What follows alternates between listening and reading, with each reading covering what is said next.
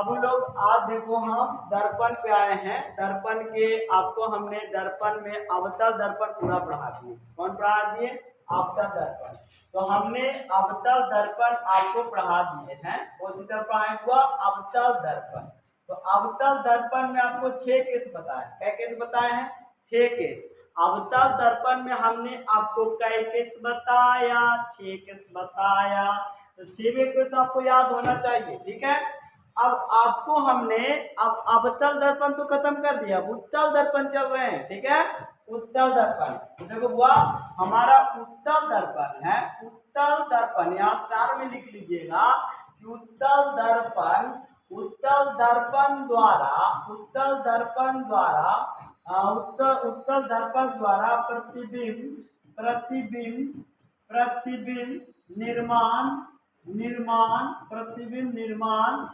प्रतिबिंब निर्माण की स्थिति, प्रतिबिंब निर्माण की स्थिति को लिखें। इस प्रकार का क्वेश्चन रहेगा कि आपको अवतल दर्पण द्वारा प्रतिबिंब निर्माण की स्थिति को लिखें। तो इसमें मात्र क्या स्थिति होता है? 2 स्थिति। याद रखिएगा, क्या स्थिति? 2 स्थिति। तो इसमें 2 स्थिति होता है बउआ। अब 2 स्थिति कौन सी होता है? तो सबसे पहला होता है कि जैसे मान के चलो कोई अवतल दर्पण ले लेते हैं। यहाँ एगो अवतल दर्पण मान के चलो, ये अवतल दर्पण हो गया। अवतल दर्पण कहने का मतलब अंदर की भाग रचित होना चाहिए और ऊपर वाला परावर्तक सतह उठा होना चाहिए। उसको हम क्या कहेंगे? अवतल दर्पण कहेंगे। कौन दर्पण कहेंगे? अवतल दर्पण कहेंगे। जिसका परावर्तक सतह उठा हो उसे अवतल दर्पण कहेंगे। ये अवतल दर्पण हो गया। अब इसमें पहला ही केस है, ये केस नंबर फर्स्ट है। केस नंबर फर्स्ट है। इसमें क्या है आपको देखो, जैसे कि मान के चलो स्केल के द्वारा हम यहाँ पर पार देते हैं, यहाँ वाला पार देते हैं स्केल के द्वारा। मान के चलो यहाँ गया, थोड़ा सा इधर ला देते हैं, ये बीच है, कोई बात नहीं है। हाँ चलो देखिए, मान के चलो इसको हम पार दिए। अब इसको हम पार दिए, हो गया ये। तो अब मान के चलो जहां भी पराया होगा, है ना, देखो इसको हम यहाँ ले लेते हैं। चलिए, अब इसमें क्या है कि जब हम इसको क्या बोलते हैं, जब इसको इधर करते हैं, 1 मिनट इधर हम करते हैं, 1 मिनट इधर करते हैं। तो देखो इधर करते हैं, मान के चलो डॉट लाइन से। कौन लाइन से? डॉट लाइन से। तो डॉट लाइन से अब इसकी फोकस दूरी क्या होगा? तो मान के चलिए अवतल एम डैश से कोची है हुआ अवतल दर्पण। एम डैश का ऊंची है अवतल दर्पण, और का ऊंची है पी प्रधान एक्स, और का ऊंची है हुआ एफ फोकस। तो अब पहला केस में आपको क्या रखना है कि अनंत दूरी पर कोई मंगरा खड़ा है। कौन दूरी पर? अनंत दूरी पर। तो अनंत दूरी पर तो सामने देखेगा, तो सामने किसके सामने आया? प्रधान अक्ष के सामने आया। किसके सामने आया? प्रधान अक्ष मतलब पी के सामने आया। किसके सामने आया? पी के सामने। तो ये वास्तविक रूप से ये चला जाएगा, वास्तविक रूप से चला जाएगा, लेकिन काल्पनिक रूप से। कौन रूप से? लेकिन आपको काल्पनिक रूप से, कौन रूप से हुआ? काल्पनिक रूप से यहाँ आपको एफ पर टकराएगा। कौन रूप से? काल्पनिक रूप से। कौन रूप से? पर काल्पनिक रूप से। दिमाग में ही सेट कर दीजिएगा, जब तक नहीं सेट कीजिएगा दिमाग में तो दिमाग का बत्ती नहीं जलेगा। ये काल्पनिक रूप से एफ पर आएगा। तो उसके बाद जैसी आया फिर से इधर से मंग रहा आएगा, तो ये वास्तव में इधर चला जाएगा, लेकिन काल्पनिक रूप में यहाँ आएगा। कौन रूप में आएगा? काल्पनिक रूप में। इस बात को याद रखिएगा, ठीक है, इस बात को याद रखिएगा। तो अब बता दीजिए कि पहला स्थिति अवतल दर्पण की पहला उत्तल दर्पण की पहला स्थिति क्या होगा कि जब कोई वस्तु उत्तल दर्पण के सामने अनंत दूरी पर रखा हो। कौन दूरी पर? अनंत दूरी पर। तो अनंत दूरी पर रखा हो तो जिसका प्रतिबिंब दर्पण के पीछे सीधा क्या? सीधा काल्पनिक तथा वस्तु से बहुत छोटा बनता है। मुख्य फोकस पर बनता है। क्या बनता है? मुख्य फोकस पर। आपको बोलना कुछ है। अब इसका क्वेश्चन कैसे आएगा सबसे? लेकिन ये वाला क्वेश्चन तो नहीं पूछता है, लेकिन बाय मिस्टेक आपसे पूछ लिया तो कह देते हैं, पूछेगा उत्तर तो पूछेगा उत्तर दर्पण उत्तर दर्पण के सामने से पूछेगा, क्वेश्चन पूछेगा उत्तर दर्पण, ये आपको क्वेश्चन लिख रहा है, ठीक है। उत्तर दर्पण के सामने, सामने अनंत पर, कुछ पर अनंत, अनंत ऐसे कभी कभी गड़बड़ा आते हैं अनंत लिखे में, अनंत पर, अनंत पर रखी, रखी, रखी वस्तु, रखी वस्तु का, रखी वस्तु का प्रतिबिंब, रखी वस्तु का प्रतिबिंब, प्रतिबिंब, प्रतिबिंब, प्रतिबिंब, प्रतिबिंब की स्थिति, प्रतिबिंब की स्थिति, स्थिति का, एक स्थिति का सचित्र, सचित्र, सचित्र वर्णन, सचित्र वर्णन करें, सचित्र वर्णन करें मतलब लिख ला के वर्णन करना है। तो आपको ये आंसर में क्या लिखना होगा, आंसर में लिखना होगा, तो छोटा कर देते हैं आपको दिखेगा। आंसर में क्या लिखना है सर जी, एकदम सिंपल सी बात लिखना है। क्या लिखना है आंसर में, इसको लिखना है कि जब, जब उत्तल, क्या उत्तल दर्पण, उत्तल दर्पण के सामने, उत्तल दर्पण के सामने अनंत पर, इस पर अनंत पर क्या लिखेंगे, अनंत, अनंत पर, अनंत पर रखी, अनंत पर रखी कोई, रखी कोई, रखी कोई वस्तु, रखी कोई वस्तु का प्रतिबिंब, का प्रतिबिंब, का प्रति, का प्रतिबिंब, का प्रतिबिंब, का प्रतिबिंब दर्पण के पीछे, का प्रतिबिंब दर्पण, दर्पण के पीछे, दर्पण के पीछे मुख्य, मुख्य, मुख्य फोकस, मुख्य फोकस, मुख्य फोकस एक पर, एक पर सीधा, क्या हुआ सीधा, सीधा काल्पनिक, काल्पनिक, काल्पनिक तथा वस्तु से, वस्तु से, वस्तु से बहुत, बहुत छोटा, बहुत छोटा बनता है, कुछ होता है बनता है। यहाँ तक हो गया आपका ये पहला केस का आंसर हो गया। आप इसका स्क्रीनशॉट लेना चाहते हैं तो स्क्रीनशॉट ले सकते हैं, किसी को कोई दिक्कत नहीं है।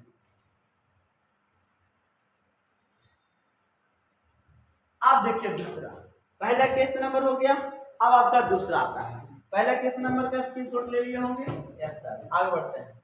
अब केस नंबर हमारा आता है सेकेंड बाबू, केस नंबर सेकेंड। दो ही वो कैसे है अवतल लेंस की, अब अवतल दर्पण की, ये अवतल दर्पण, कौन दर्पण हुआ अवतल दर्पण। अब अवतल दर्पण हो गया सर जी, जिसको हम नीचे से रचित करने में क्या हर्जा है, नीचे से रचित कर देते हैं, और कुछ नहीं, नीचे से रचित कर देते हैं, किसी को कोई दिक्कत है। कौन कौन दर्पण है अवतल दर्पण, कौन दर्पण है अवतल दर्पण। तो अवतल दर्पण mm डैश, mm डैश। अब अनंत पर पहले हम रखे थे, अब लिखेंगे प्रधान और अनंत के बीच, समझ में आई बात। पहले रखे थे अनंत पर, अब रखेंगे अनंत और प्रधान अक्ष के बीच, समझ में आई बात, आ गई होगी समझ में। तो अब आपको यहाँ प्रतिबिंब रहेगा, तो देखो आपको यहाँ जो है, यहाँ हमेशा आपका डॉटेड लाइन में रहेगा, ठीक है ना, कुछ भी रहेगा डॉटेड लाइन में, आप समझिएगा कि नहीं है, इसे आपको डॉट लाइन में नहीं रहेगा, आपको डॉट लाइन में रहेगा, ठीक है। अब देखिए mm डैश, अब अनंत और एफ, अनंत और पी के बीच कोई वस्तु, दूसरा केस है याद रखिएगा, दूसरा केस है अनंत और पी के बीच हम कोई वस्तु को रखते हैं, इसका प्रतिबिंब कहाँ बनेगा सर, ये तो मंगरा सामने देखने करेगा, इसमें कोई दो मत नहीं है, मंगरा सामने देखेगा मंगरी को, मंगरी पे अगर इसको मन तो लगेगा नहीं। अरे यहाँ बैठे रखे पापा, का बेटे राम का हो रहा है, कुछ नहीं पापा, तो जवानी बीत गए रहा, हमारा अब जवानी है, हमार जवानी जियान काहे करे लगी बैठे लगो है ना, थोड़ा दम धरा तो अपनो जवानी में करबे करो, हमरा तो नहीं सब मना कर रहा है ना। चलो कोई बात नहीं, देखो इधर तो ऐसा बूढ़ा बुजुर्ग है ना, पहले के लोग बात है कि ना। हाँ देखो, तो अब देखो सामने देखा, लेकिन चल गया वास्तविक रूप में, उधर चला गया वास्तविक रूप में, लेकिन इससे जो काल्पनिक रूप आया हुआ, काल्पनिक रूप आया एफ पर आया, कहाँ पर आया एफ पर आया, कोचिक रूप में काल्पनिक रूप में, कौन रूप में आया पर काल्पनिक रूप में। अब काल्पनिक रूप में आपको एफ पर आया हुआ, कौन रूप में आया काल्पनिक रूप में, तो अब इसका प्रतिबिंब कहाँ बना, तो इसका प्रतिबिंब इसका EF है, तो जी एफ है। अब EF पर तो आया, लेकिन यहाँ जो हमारा C है, यहाँ क्या है, C है, काल्पनिक रेखा में C है। तो अब बता दो हमारा ये C है, तो कहीं ना कहीं कोई कुछ देखने करेगा, तो C से आप यहाँ देखो, ये फदारवा देखेगा सामने, ये देखेगा फदारवा, ये देखेगा फदारवा, तो फदारवा देखेगा सामने, इसको स्केल से लगा देते हैं, देखो एकदम सही से स्केल लगा देते हैं, देखो हुआ फदारवा को दिखा देते हैं, फदारवा ये फदारवा, पेड़ बकला फदारवा, ये फदारवा को लगा देते हैं, देखो लग गया ना, थोड़ा बहुत मिस्टेक होता है पर बात नहीं होता, फदारवा लग गया। देखो अब इसको हम फदारवा को यहाँ पे लेने चल गए।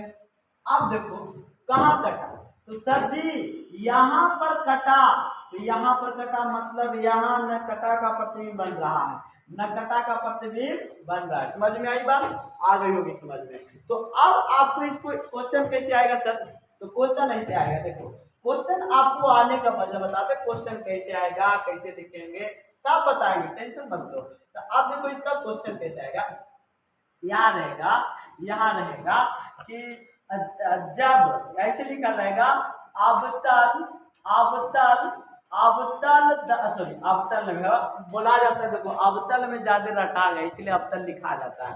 हाँ लिखेंगे उत्तल उत्तल दर्पण, उत्तल दर्पण के सामने, उत्तल दर्पण के सामने अनंत अनंत अनंत तथा ध्रुव ध्रुव के बीच ध्रुव के बीच ध्रुव के बीच रखी वस्तु का किरण आलेख किरण आलेख खींचे, किरण आलेख खींचे तथा वर्णन करें। देखो ये सब हम ऐड करते रहते हैं, वर्णन करें। आपको ऐसे कोई क्वेश्चन पूछता है, नहीं पूछेगा कि सीधे बोले किरण आलेख, तो किरण आलेख आप इस प्रकार से बोल सकते हैं, ये ए अकिन, ये कोई अकिन बी, और यहाँ अकिन हो सकता है पर, और ये जो हमारा बना ए डैश और वो चीज बी डैश, दोनों बन गया, ये पी है, और ये हमारा जो आया था यहाँ पर किरण कोई एम कोई कर देगा, कोई क्या दिक्कत है, कोई एम का दिया कोई दिक्कत है का, एम पर एम बिंदु पर आपतित हुआ। अब इसका हमें लिखना है सर, तो लिखना है कैसे सर जी, तो आप देखिए हम आपको ये पेन का यूज करते हैं, देखो क्या लिखेंगे, देखिए सर जी क्या लिखेंगे, देखिए आपको जो देख के लिखेंगे, जितना वर्ड लिखेंगे क्या कहेंगे, जब उत्तल दर्पण के सामने अनंत और ध्रुव के बीच रखी कोई वस्तु का प्रतिबिंब दर्पण के पीछे ध्रुव और फोकस के बीच सीधा काल्पनिक तथा वस्तु से छोटा बनता है। बोला गया कि नहीं बोला गया, तो इसमें लिखने वाली बात कहाँ जाएगा, सब खत्म है, लिखा जाएगा। बोले सर उत्तल दर्पण के सामने अनंत और ध्रुव के बीच रखी कोई वस्तु का प्रतिबिंब दर्पण के पीछे मुख्य फोकस और ध्रुव के बीच काल्पनिक सीधा वस्तु से छोटा बनता है, लिखा जाएगा। तो इसको लिख लो। अब क्या लिखेंगे, जब उत्तल दर्पण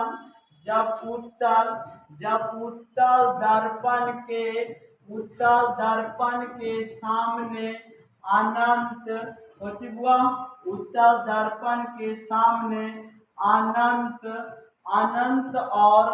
अनंत और पी के बीच अनंत और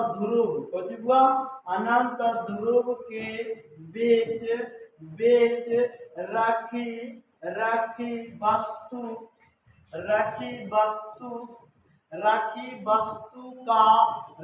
वस्तु का प्रतिबिंब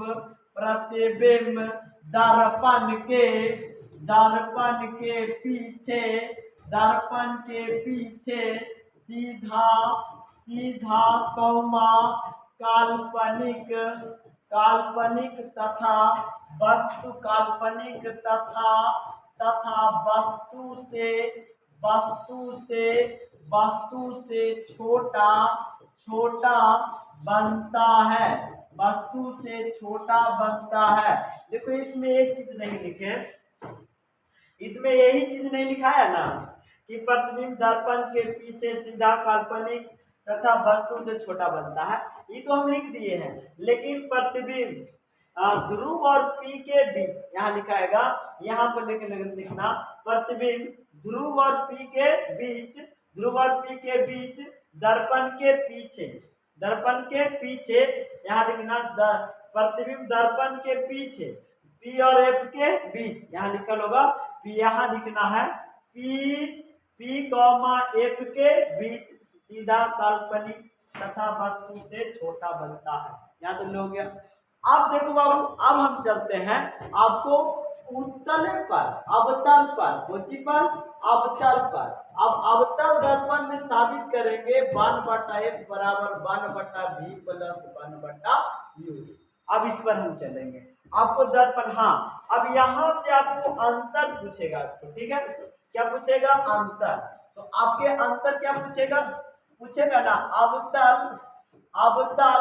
अवतल दर्पण, अवतल दर्पण तथा उत्तल दर्पण। कौन दर्पण, उत्तल दर्पण, उत्तल दर्पण, अवतल दर्पण तथा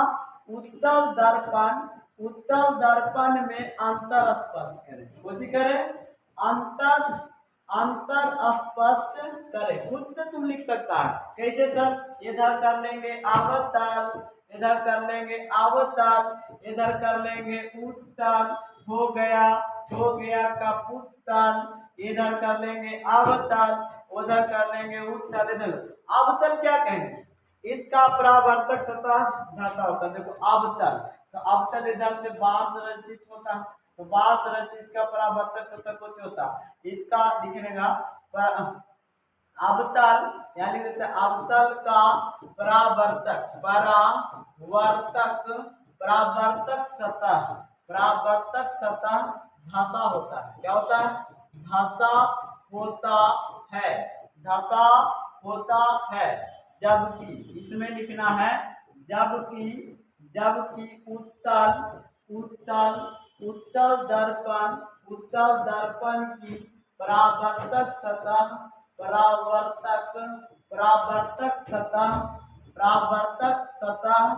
उठा होता है। क्या होता है, उठा होता है ना। अब इसमें अगला पॉइंट क्या लिखेगा, अगला पॉइंट और हम बताएंगे। अगला पॉइंट इसमें लिखेगा, प्रतिबिंब की, है ना, प्रतिबिंब की छह स्थितियां बनाती है। प्रतिबिंब की 6 स्थितियां बनाती है। कई स्थितियां बनाती है, 6 स्थितियां बनाती है। और इसमें दूसरा, जबकि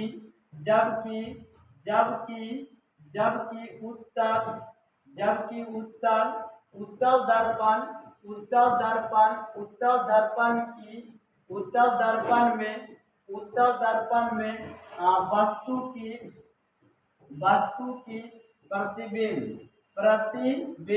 प्रतिबिंब की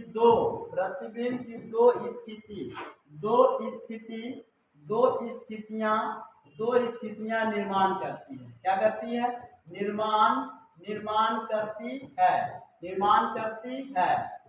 करती है। तो हमारे इसमें क्या स्थिति हो गया, हम आपको भी 2 को बताए हैं, लेकिन बात रहा ना कि आपको हम 3 को भी बताएंगे, 4 को भी बताएंगे, पूरा बताएंगे। लेकिन एक बात याद रखिए, अभी 2 जो बताएं, इसके आगे हम बताएंगे जब हम चिन्ह परिपाटी समझ लेंगे। क्या पढ़ लेंगे, चिन्ह परिपाटी समझ लेंगे, है ना। चिन्ह परिपाटी, यहाँ पर किसी को कोई दिक्कत हुआ स्क्रीनशॉट ले लिया जाए। देखिए आज देखिए चिन्ह परिपाटी को जो हुआ, चिन्ह परिपाटी, दर्पण के चिन्ह परिपाटी। देखो इसको लिखने में हमारा टाइम लग गया है, तो हम इसलिए लिख दिए कि उसमें टाइम मर जाता है, इसीलिए हम पहले लिख दिए, ठीक है, कोई दिक्कत नहीं।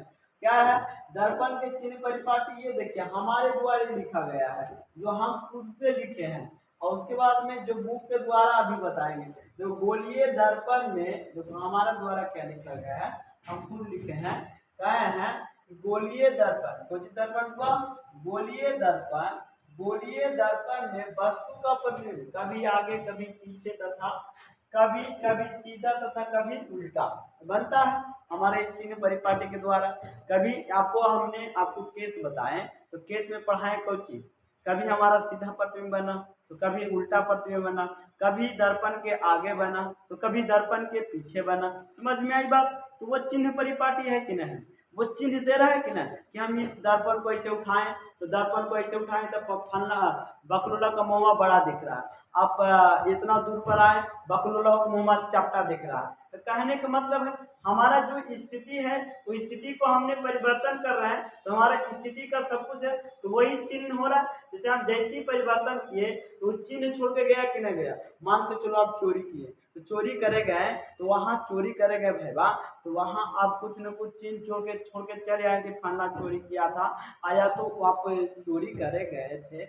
इसके लिए सब षड्यंत्र रचे थे कि कैसे घुसना है कैसे उतरना, तो सब चिन्ह बनाए थे कि नहीं।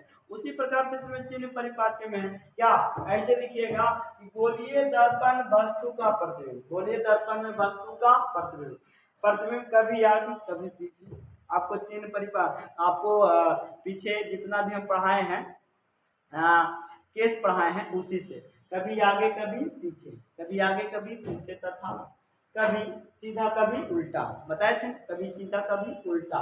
इस स्थिति के अंतर, स्थिति के अंतर स्पष्ट करने के लिए, अंतर स्पष्ट करने के लिए, अंतर स्पष्ट करने के लिए परिपाटी का आवश्यक होती है, परिपाटी आवश्यक होती है जिन्हें चिन्ह परिपाटी कहते हैं। अब परिपाटी आवश्यक कुछ होता है कहने का मतलब इसकी दूरी कहाँ दूर तक ले, ये फलना की दूरी कहाँ दूरी तक ले, ढेगना की दूरी कहाँ दूरी तक ले, तो इसके लिए हमें चिन्ह आवश्यक होती है कुछ की परिपाटी की, किसके लिए स्पष्ट अंतर स्पष्ट करने के लिए परिपाटी की आवश्यकता होती है, चिन्ह परिपाटी कहते हैं। समझ में आया? अब हम बुक के अनुसार बोलते हैं कि परिपाटी के अनुसार, चिन्ह परिपाटी के अनुसार बुक के अनुसार, तो बुक हमारा ये लिखता है। देखिए आपका बुक हमें ये लिखता है, आपको हम फिगर बना दिए, खाली आपको समझाना है। ठीक है, देखिए कह रहा है एक मिनट हम पीछे नीचे लाते हैं। क्या कह रहा, पहला बोल रहा है, क्या बोल रहा है मौजूद सर, देखो कह रहा कि ध्रुव को मूल बिंदु मानकर कभी मूल बिंदु मानकर सभी दूरियां मापी जाती है। मतलब हमारे दर्पण के जो ध्रुव होते हैं, ध्रुव मतलब कहे तो क्या कहे तो बाबू, ध्रुव मतलब कहे तो क्या कहे तो, ध्रुव मतलब कहे तो क्या कहे तो ये ध्रुव है, क्या ये ध्रुव है। समझ में आई बात? ये ध्रुव है। समझे? ध्रुव को कोची मानते हुए, देखिए ध्रुव को कोची मानते हुए, ध्रुव को मूल बिंदु मानते हुए, कौन बिंदु मानते हुए, मूल बिंदु मानते हुए, ध्रुव को कौन बिंदु मानते हुए, मूल बिंदु मानते हुए। समझ में आया? ध्रुव को मूल बिंदु मानते हुए मानकर सभी दूरियां मापी जाती है वास्तव में। देखिए अब यहाँ से मूल बिंदु हुआ तो देखो आप सब पहले पढ़े हैं मेरा, क्या पढ़े हैं, जैसे कि आप ई वाला पढ़े हैं, ऊपर वाई होता है नीचे वाई डैश होता है और इधर एक्स डैश होता है, इधर कुछ होता है एक्स होता है। समझ में आई बात? जब हम पीछे आते हैं तो माइनस, क्या माइनस, जब आगे जाते हैं तो प्लस। समझ में आया? जब ऊपर जाते हैं तो प्लस, जब नीचे आते हैं तो माइनस। समझ में आई बात? हम ऊपर चलते हैं तो प्लस, आगे चलते हैं तो समझ में आई बात? इधर आते हैं मूल बिंदु के केंद्र मानते हुए, मूल बिंदु केंद्र मानते हुए आप पहले नंबर आप वृत्त को जानते होंगे। वृत्त देखिए, ये वृत्त जानते हैं कि नहीं जानते हैं? ये सब जानते हैं, आपको मोटा कर देते हैं, आराम से सिखाएंगे, कोई जवाब वाली बात नहीं है। ठीक है ना, आराम से सिखाएंगे। देखिए ये वृत्त, अब ये वृत्त है, अब वृत्त के यहाँ केंद्र है, अब केंद्र को हम त्रिज्या कहते हैं, अब त्रिज्या को हम सी से कहते हैं और इसको हम दूरी आर से सूचित करते हैं। लेकिन यहाँ आर नहीं होगा, यहाँ से आपका, यहाँ से आपको मापा जाएगा, यहाँ से या पॉइंट से, ये पॉइंट से आपको मूल बिंदु मतलब यहाँ की दूरी आपको बड़ी आर से मापा जाएगा। अब इधर है, कहाँ है, इधर है तो मूल बिंदु को मानते हुए दूरी मापे, तो इधर है तो कोची में माइनस में, चिन्ह परिपाटी हो। समझ में आई बात? इधर है तो माइनस में, आप देखेंगे फोकस दूरी, देखो हमारा जो आपको साबित किए थे एफ बराबर आर बटा टू, एफ बराबर आर बटा टू, कहने का मतलब जो त्रिज्या हमारा है इसके बीच में है कि नहीं, तो ये फोकस दूरी है, इसको कोची से छोटी एफ से, अब इधर है तो कोची में माइनस, समझ में आई बात। तो अवतल में सब माइनस। अब ये कोची वस्तु की दूरी, तो वस्तु की दूरी देखो ये हमारा ध्रुव को क्या बोला है, सबसे पहले बोला ध्रुव के मूल बिंदु मानकर सभी दूरियां मापी जाती है। सभी दूरियां माप रहे हैं कि नहीं माप रहे हैं ना, यस सर। तो मूल, अब देखो ये वस्तु है तो वस्तु की दूरी यहाँ से मूल बिंदु को माने, तो वस्तु की दूरी कोची से, तो कोची है माइनस, इधर है तो माइनस, इधर है तो माइनस। अब वस्तु के प्रतिबिंब की दूरी देखो, ये वस्तु के प्रतिबिंब की दूरी हो गया, वस्तु की प्रतिबिंब की दूरी माइनस भी में। अब देखो वस्तु की ऊंचाई माइनस में, वस्तु की ऊंचाई प्लस में, वस्तु की प्रतिबिंब की ऊंचाई माइनस में, समझा गया। तो यहाँ हो जाएगा एच हमारा हो जाएगा प्लस, और ये हमारा एच हो जाएगा माइनस। हमारा समझ मूल बिंदु को हम मानते हुए कर दिए कि नहीं कर दिए, यहाँ तक किसी भी कोई दिक्कत है रिवर्स करके देख लीजिएगा। अब दूसरा पॉइंट देख रहे हैं, तो दूसरा पॉइंट क्या है, आपतित प्रकाश की दिशा, आपतित प्रकाश की दिशा में मापी गई, मतलब क्या, आपतित प्रकाश की दिशा में मापी गई दूरियां धनात्मक होती है। आपतित प्रकाश की दिशा में मापी गई दूरियां धनात्मक होती है। कहने का मतलब है आपतित, क्या आपतित, तो आपतित इधर की ओर न जा रहा है कि इधर की ओर आ रहा है। आपतित करने मतलब धनात्मक है, किसी पर पड़ गया वो धनात्मक है। हम तुमको 2 थोपी मार गए, आपतित हो गया, तो प्लस की माइनस, प्लस से ना, तो हम मार दिए तो ये प्लस हुआ। अब कोई हमें मार दिया तो हम माइनस हुए, लेकिन वो प्लस हुआ, क्योंकि वो मार के खुश हो रहा है, तो प्लस है कि माइनस है, प्लस। आपतित धनात्मक मतलब मार दिया धनात्मक, हम खाए निगेटिव, हम मतलब सोचे हमरे पर पड़ गया, तो हमरे पर पड़ गया और वो मार के हंस रहा है, तो आपतित हो रहा है, तो वो धनात्मक। याद रखिएगा, आपतित प्रकाश की किरणें दिशा मापी गई दूरियां धनात्मक होती है। आपतित मार दिया धनात्मक, याद रखिएगा। और दूसरा, आपतित प्रकाश की विपरीत दिशा में मापी गई दूरियां भी धनात्मक होती है।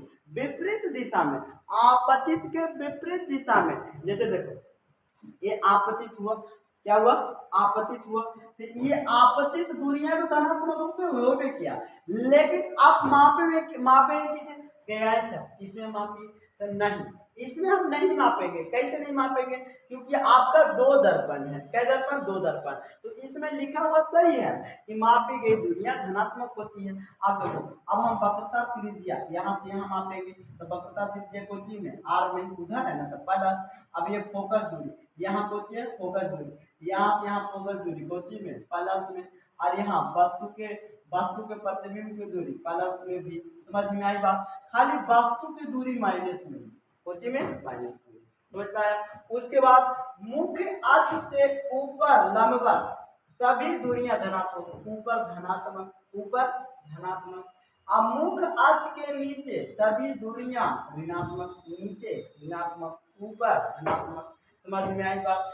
तो अब यहां से आपको पूछेगा कि अवतल दर्पण में वस्तु की दूरियां, अवतल दर्पण में अवतल रहे चाहे उत्तल रहे, वस्तु की दूरी हमेशा ऋणात्मक होती है, याद रखिएगा।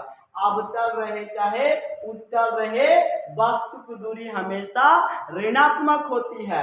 उसके बाद जब उत्तल रहे तो प्रतिबिंब की दूरी धनात्मक होती है, लेकिन अवतल में प्रतिबिंब की दूरी हमेशा ऋणात्मक नहीं होती है, धनात्मक भी होती है, ऋणात्मक भी होती है। लेकिन उत्तल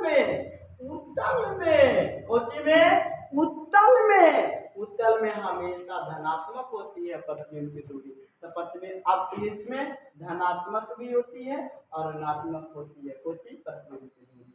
और इसमें माइनस हमेशा रहता है, इसमें हमेशा प्लस रहता है, इसमें हमेशा प्लस रहता है, इसमें हमेशा माइनस रहता है, सॉरी इसमें हमेशा माइनस रहता है, इसमें हमेशा माइनस रहता है। समझ में आया? ये हमारा चिन्ह परिपाटी था। आपको हम चिन्ह परिपाटी पे समझा दिए। तो कल हम आपका दर्पण के सूत्र चलेंगे। आज के लिए जय हिंद।